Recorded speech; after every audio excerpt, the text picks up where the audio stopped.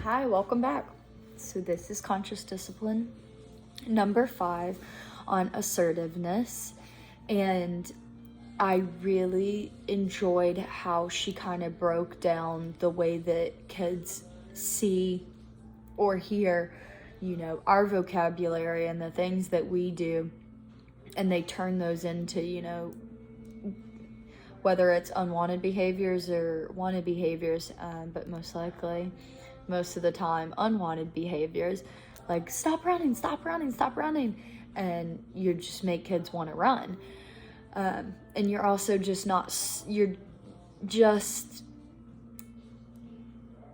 putting out the fire for that immediate moment. You're not giving them why they shouldn't run or, what they could do better. I also like how, it discussed relationships, and the time machine is something that I will definitely be incorporating in my classroom. I like that, kids have to come together, they're making eye contact, they go through this process where they have to breathe and calm themselves, and then as they get closer, as they step closer to each other, they're responding on how to, fix the situation, and then at the end, they're a family again. And I really like that because, you don't want your kids to go around, children.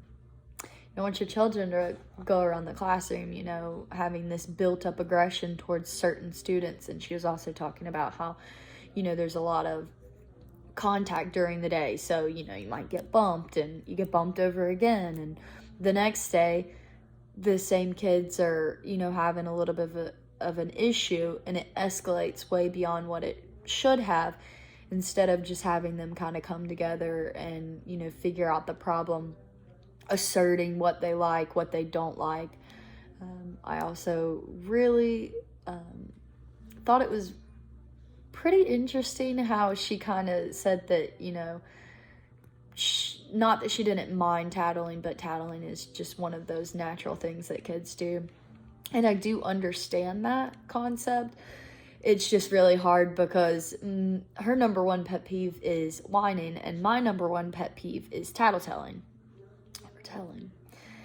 Just for the simple fact of, most of the time when you bring those students together, they're not really concrete on what happened. It goes from one person, student A, call him Marco. Marco is tattling on Adrian for pushing him. You bring Adrian over, I didn't push him. And Marco's like, yeah, you did.